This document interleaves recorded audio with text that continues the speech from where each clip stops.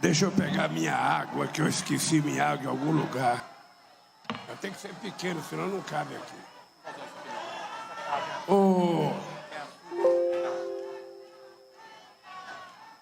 Eu queria cumprimentar minha querida companheira Janja, cumprimentar os ministros e ministras de Estado, o companheiro Camilo Santana da Educação, nossa querida Luciana Santos, da Ciência, Tecnologia e Inovação, a nossa companheira Cida Gonçalves, ministra das Mulheres, e o nosso companheiro Márcio Macedo, da Secretaria-Geral da Presidência da República. Quero cumprimentar a nossa querida companheira Tereza Leitão, senadora pelo Estado de Pernambuco. Quero cumprimentar os nossos deputados federais e as nossas deputadas, começando pela companheira presidenta do PT, deputada federal Gleice Hoffmann, o nosso querido companheiro Chico Alencar, do Rio de Janeiro, o nosso querido companheiro Fernando Mineiro, do Rio Grande do Norte, o nosso companheiro Paulão, do estado de Alagoas, o nosso companheiro Pedro Cusai, de Santa Catarina, a nossa professora Gorete, que não está aqui o estado que ela é, o nosso querido deputado Rogério Correia, de Minas Gerais, nosso companheiro Tarcísio Mota e o nosso companheiro ex-líder do PT, o Zeca Dirceu. Quero cumprimentar a Márcia Abrão, reitora da Universidade de Brasília, o companheiro Henrique Uelva, vice-reitor da Universidade de Brasília, a companheira Manuela Mirella, presidente da União Nacional dos Estudantes, a nossa querida companheira Jade Beatriz, presidente da União Brasileira dos Estudantes Secundaristas, o nosso companheiro Vinícius Soares, presidente da Associação Nacional dos Pós-Graduados, o nosso companheiro David Eduardo, secretário-geral da Internacional da Educação. Seria bom levantar para as pessoas saberem quem você é e o pessoal aplaudir aí você como você merece. O nosso companheiro Heleno, coordenador do fórum, e a todos vocês e a todas vocês. Eu não sou nenhum maluco de querer falar de educação para vocês. Seria o mesmo que ensinar um padre a rezar o Pai Nosso. Vocês estão discutindo e fazendo educação a vida inteira. Vocês fizeram as conferências municipais, vocês fizeram as conferências nacionais e nós estamos fazendo a nossa conferência. Vocês já ouviram dezenas de pessoas com pessoas a favor, que é o resultado da nossa conquistada democracia. Então eu queria falar com vocês outros assuntos. Queria falar com vocês sobre um pouco do que está acontecendo aqui. Quando a gente participa de um ato, o ar exala a democracia, a gente tem liberdade para falar o que a gente quer.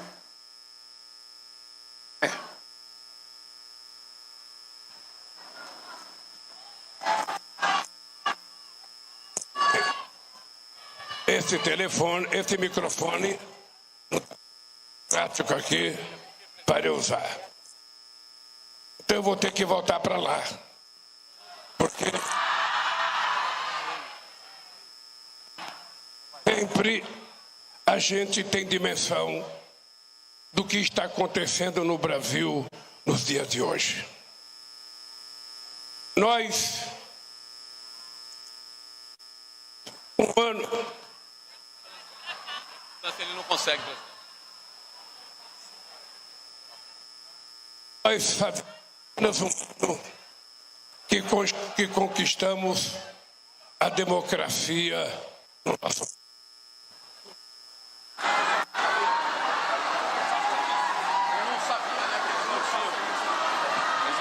Eu vou voltar ao lugar de origem. Tem esse aqui. Quem montou isso aqui sabia por que tinha que falar daqui.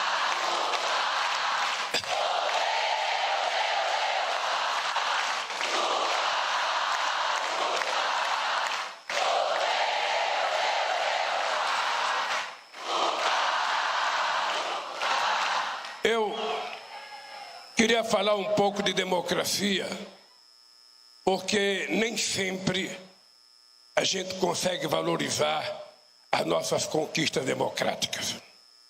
Muitas vezes, a gente só se dá conta da importância da democracia quando a gente a perde.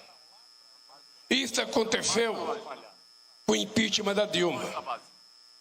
Foi a primeira experiência que a maioria de vocês jovens tiveram nesse país do significado da derrota da democracia.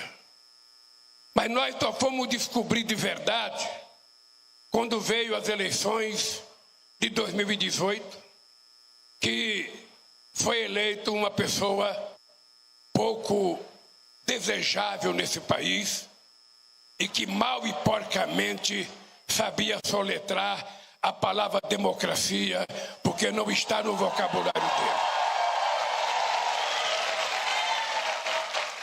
Mas tinha sido eleito pelo voto direto. Está certo, numa eleição em que criaram uma série de subterfúgios para evitar que eu fosse candidato. Nós lançamos o companheiro Haddad, que fez uma campanha extraordinária e quase ganha as eleições. E a gente descobriu que o problema da democracia não é apenas o fato de quem esteja na presidência seja um militar da ativa. A democracia está muito ligada ao comportamento da pessoa que governa uma casa, uma cidade, que seja um síndico, um Estado ou União. É preciso saber qual é a capacidade de tolerância, de abertura política e de convivência com a sociedade que tem o ser que governa. Por exemplo, nós tínhamos um cidadão que não gostava de escola pública. Ele gostaria que as pessoas pudessem ter aula em casa. Só uma pequena parte poderia contratar professor para dar aula em casa. Depois ele queria transformar o Brasil num país de escola cívico-militar. Possivelmente cansado com as próprias denúncias e as mentiras que se contava sobre a educação desse país. A chamada escola política. A chamada escola em que os banheiros seriam unissex. A escola em que o manual do Ministério da Educação ensinava coisas que não deveria ensinar para a criança. Eles foram contando uma quantidade enorme de mentira e muita gente nesse país foi acreditando. Possivelmente porque a gente não tenha conseguido construir uma narrativa para que a gente só pusesse a quantidade de mentiras contadas nesse país.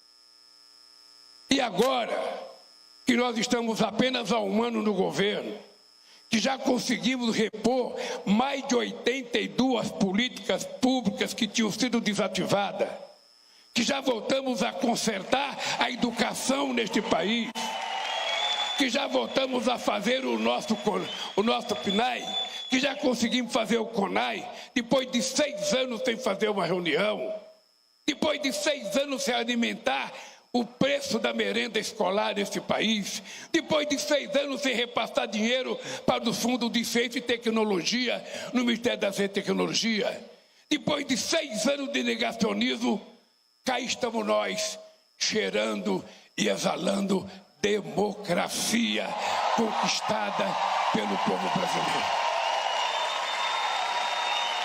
E nós, eu particularmente estou muito feliz.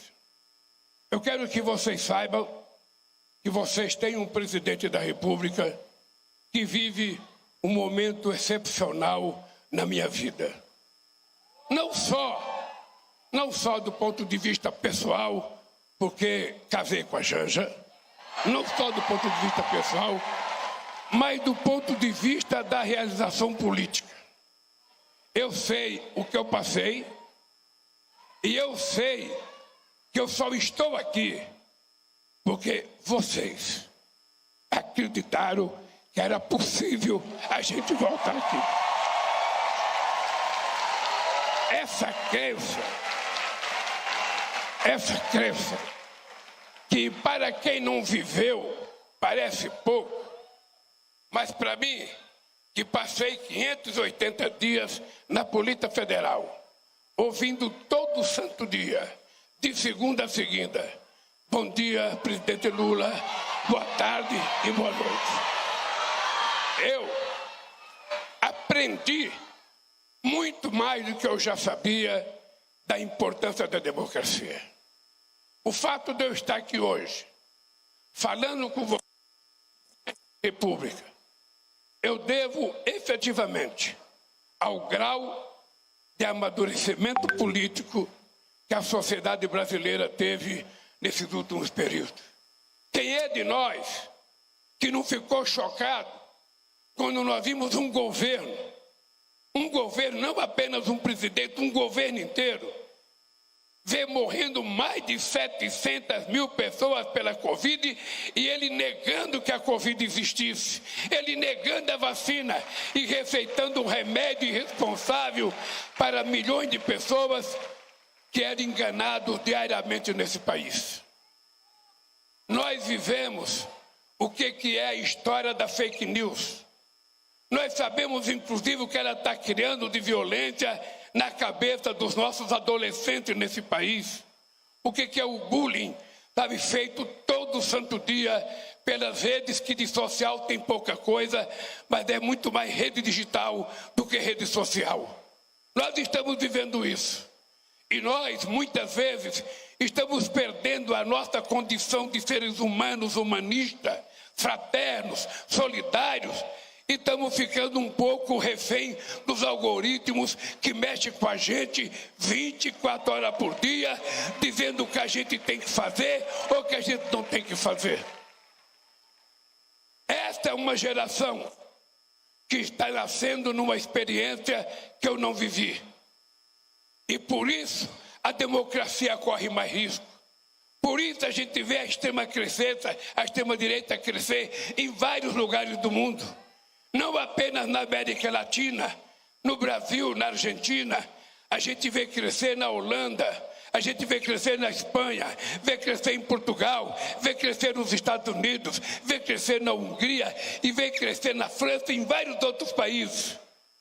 Uma extrema-direita irresponsável, uma extrema-direita que mente descaradamente o dia inteiro sobre tudo e que utiliza a boa-fé religiosa do nosso povo, a espiritualidade santa do nosso povo para fazer política.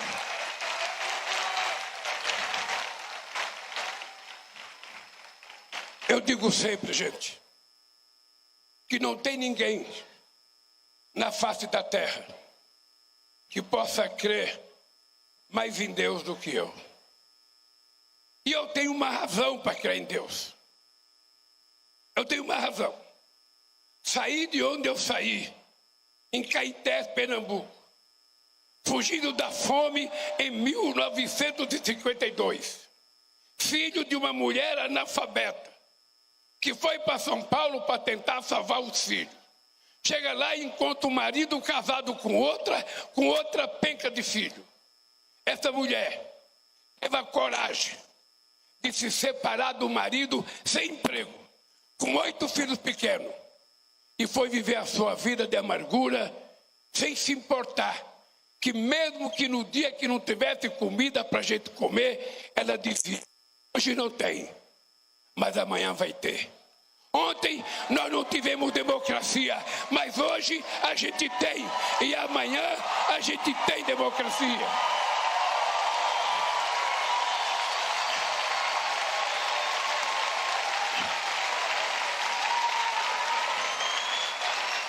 E nós precisamos aprender essa lição extraordinária que a vida nos deu. Eu estou feliz por uma razão muito simples.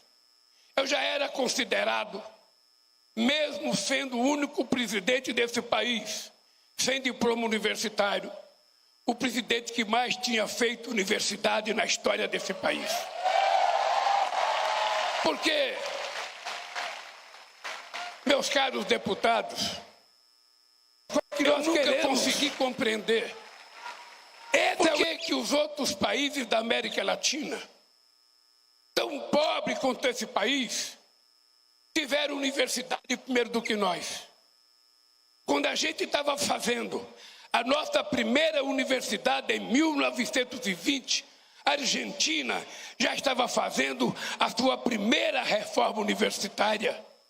O Peru já tinha desde 1554 a Universidade de São Marcos. E a gente foi criar a nossa primeira.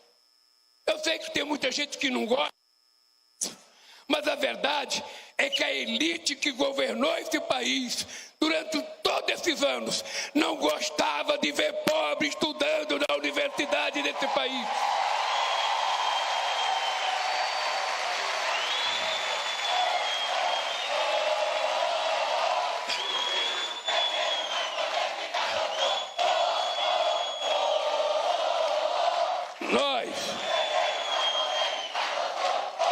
Nós conseguimos um feito histórico.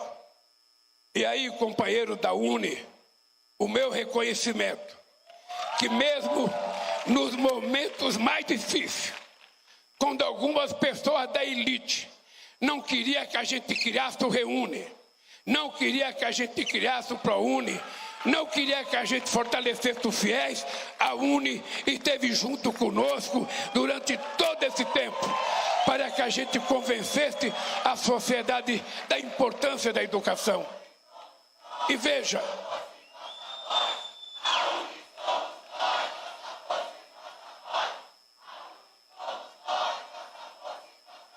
de vez em quando vocês gritam se eu tomo água. Veja, eu vou dizer para vocês 3 coisas importantes. A semana passada, nós conversamos com o companheiro Camilo e resolvemos fazer com a imprensa diferente. Ao invés de fazer um lançamento de um programa de educação lá no Palácio do Planalto, onde a gente é obrigado a convidar os funcionários do Ministério para poder lotar, porque o pessoal de casa não vem, a gente então resolveu fazer uma coletiva especializada. A gente resolveu convocar a imprensa especializada em educação e a gente resolveu chamar as entidades que cuidam da educação nesse país. E fizemos uma coletiva onde o companheiro Camilo falou por volta de 45 minutos sobre educação, tudo o que a gente encontrou, tudo o que a gente fez e tudo que a gente está fazendo. E depois nós demos uma entrevista respondendo a 10 perguntas. E eu lembro uma coisa muito engraçada. Quando nós anunciamos o pé de meia, que cada menino no ensino médio ou menina vai receber R$200 por mês, no final do ano vai ter 1.000 depositado na sua poupança. No segundo ano, se ela passar, ela vai ter mais 200 por mês. Depois, se ela passar, vai ter mais 1.000 na conta dela. Até ela se formar, ela vai ter 3.000 com correção monetária, com juro. E essa mulher poderá ter um pequeno pé de meia se ela não gastar os R$200 por mês. Aí teve uma pergunta feita assim para mim. Ô Lula, você não acha que vocês estão gastando muito? Eu falei, querida companheira, gastar vai ser quando eu não investir nessas crianças, que tiver que depois tirá-lo da droga, tirá-lo do narcotráfico, tirá-lo do crime organizado. Enquanto eu estiver construindo sala de aula, enquanto eu estiver pagando um estímulo para aquele jovem estudar, eu tenho certeza que tudo isso é investimento. Agora, quando eu deixar de fazer esse investimento e ficar construindo penitenciária, ficar presídio, sabe, poderoso para prender as pessoas não poder nem se ver, aí sim eu estarei gastando dinheiro. Portanto, eu queria repetir aqui, qualquer dinheiro em educação tem que ser analisado como a rubrica de investimento e não de gasto. Nós precisamos criar isso na cabeça das pessoas. Pois bem, mas eu tinha ficado muito feliz porque nós fomos ao Ceará anunciar em Fortaleza o ITA. O ITA é o Instituto Tecnológico da Aeronáutica, fundada por um brigadeiro cearense chamado Montenegro. E esse cidadão criou o ITA, que é uma escola de engenharia respeitada e invejável. Né? Quando alguém fala, eu me formei no ITA, é uma coisa chique, uma coisa importante. Sabe? Então veja, nós fomos levar o ITA para o Ceará e eu vou explicar por quê. Nós levamos para o Ceará em gratidão.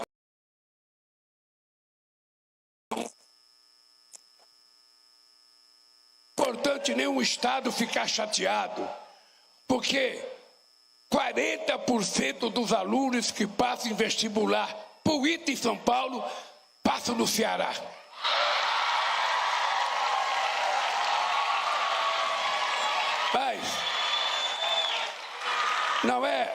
Mas o ITA do Ceará é para receber alunos de todo o território brasileiro, de Santa Catarina, do Rio Grande do Sul, de Roraima, todo mundo.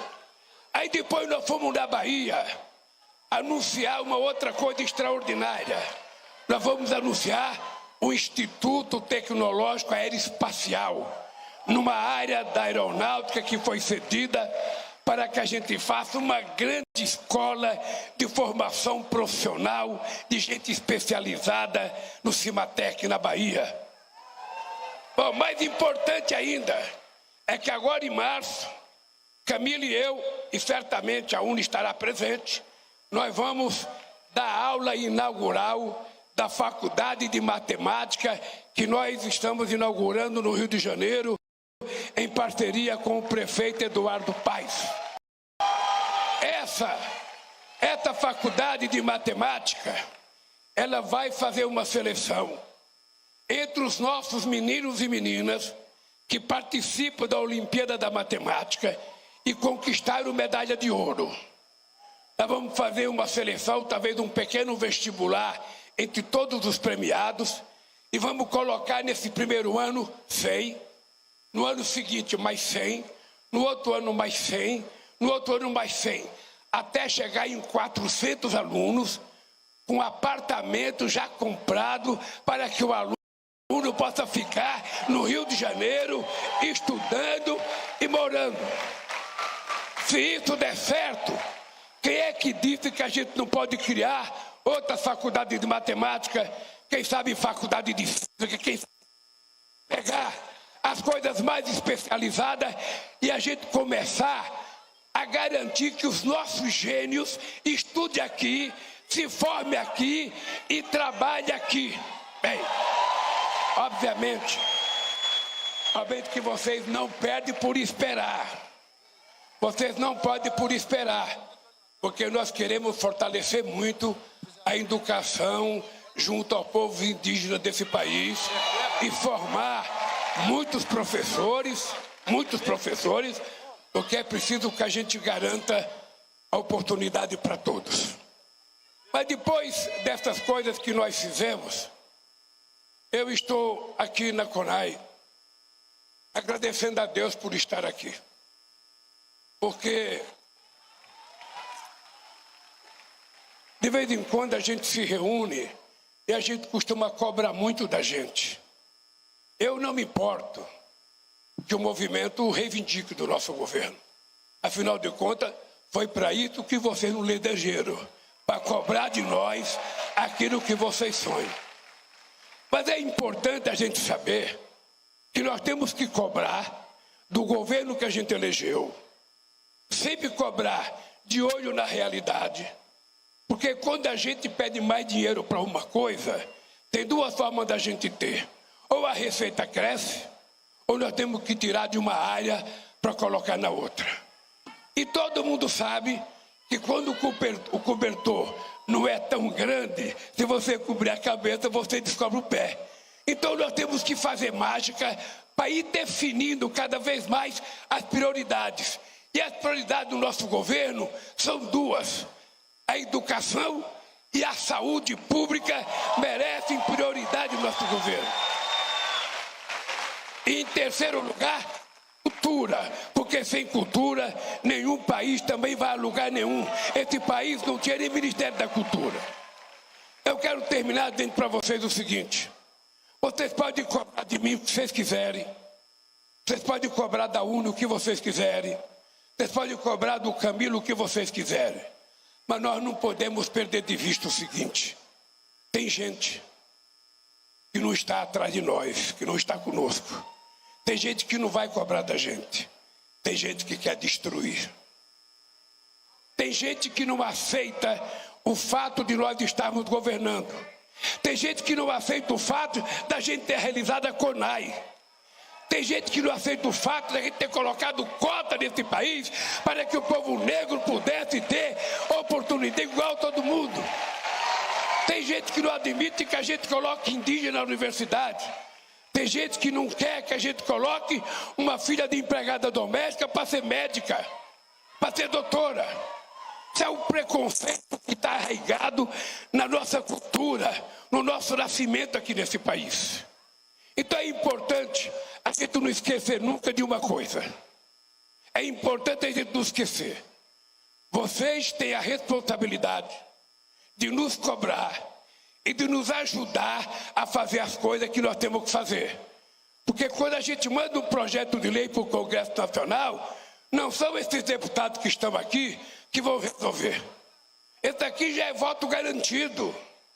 O que nós precisamos é ter competência e habilidade para ir conversar com aqueles que nós não gostamos e com aqueles que não gostam de nós, para que a gente possa convencê-los a votar nas coisas que nós queremos. Esse é o exercício, porque nós não somos principistas. Aí eu vou brigar, se não me der paciência, mas eu briguei. Aí eu vou brigar, se não me der paciência, mas eu briguei. Não.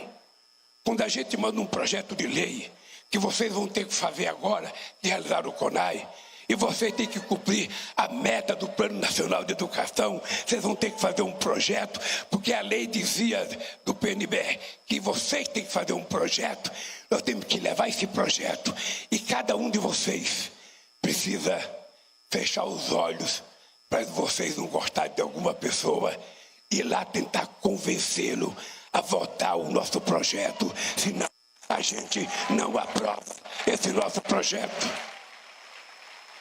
É importante a gente lembrar que nós somos minoria no Congresso Nacional. A gente nunca pode perder de vista. Uma coisa é o discurso que eu faço aqui.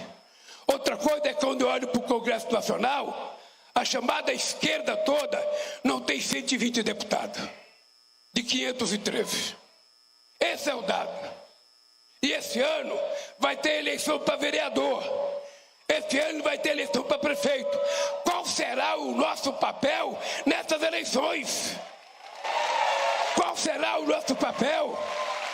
Será que os professores do Brasil inteiro não têm condições de eleger um vereador em cada cidade? Será que não tem? É importante a gente ter em conta que tudo que a gente deseja, tudo que a gente quer, passa pela política. E nós estamos percebendo o crescimento da extrema-direita, o crescimento do ódio, o crescimento, sabe, do preconceito, o crescimento da negação das coisas nesse país, a chamada política de costume, sabe, tomando conta dos interesses maiores a nível nacional, e às vezes a gente se perde em debates que são menores do que as necessidades do nosso povo. O nosso povo deseja o quê? O nosso povo quer, primeiro, todo mundo quer construir uma família digna. A coisa mais extraordinária é pai, mãe, filho, vó, avô, sobrinho, primo, vivendo em harmonia, se encontrarem em final de semana, se abraçarem, comerem o nosso gostoso churrasquinho, que a carne agora já chegou até ao bolso do povo mais pobre.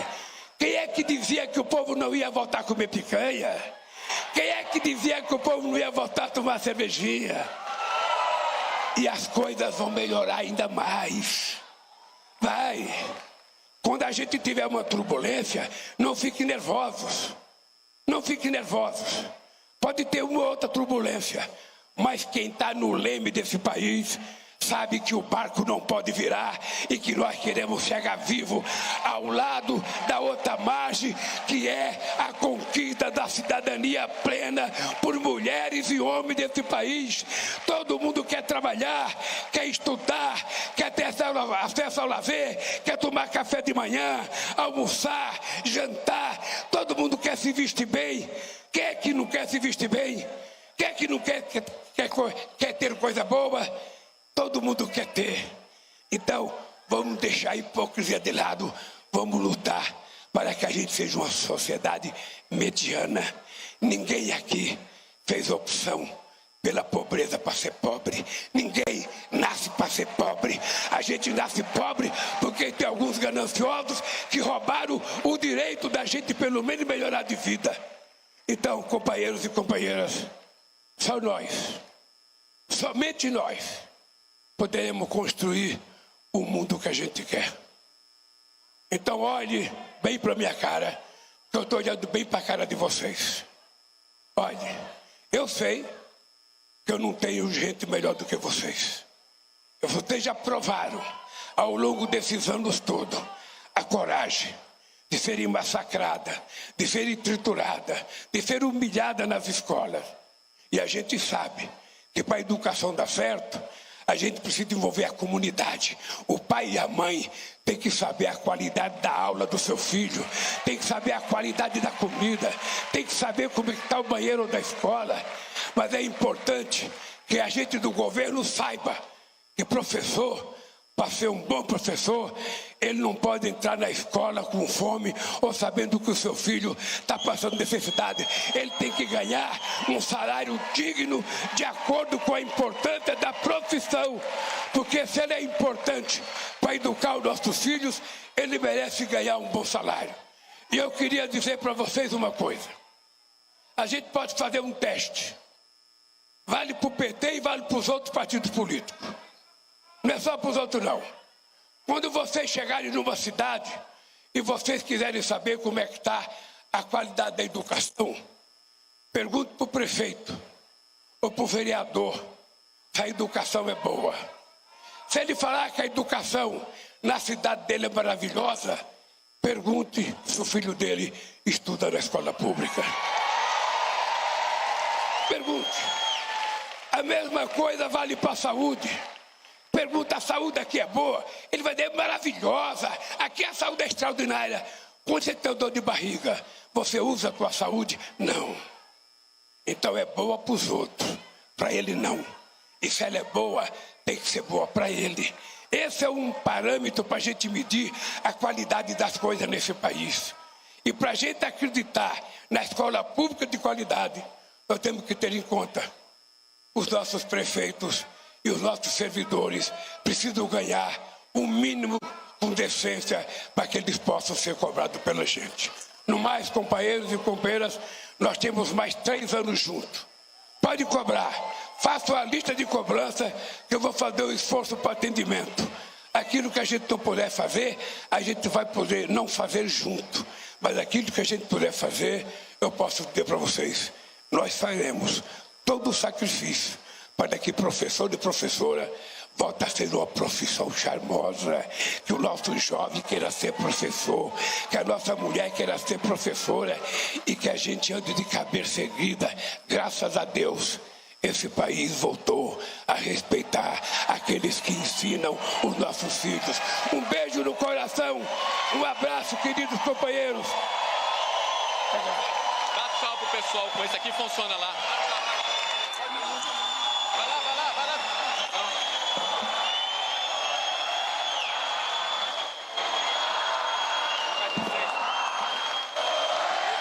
Não, é só um aviso, olha. Eu queria tirar uma foto com a comissão, mas é preciso saber por onde é que entra, porque a comissão está lá em cima, não tem entrada por aqui. Eu teria que descer por baixo, mas é importante que vocês fiquem onde vocês estão, porque senão cria tumulto e a gente não vai conseguir tirar a foto histórica dessa comissão que voltou a funcionar.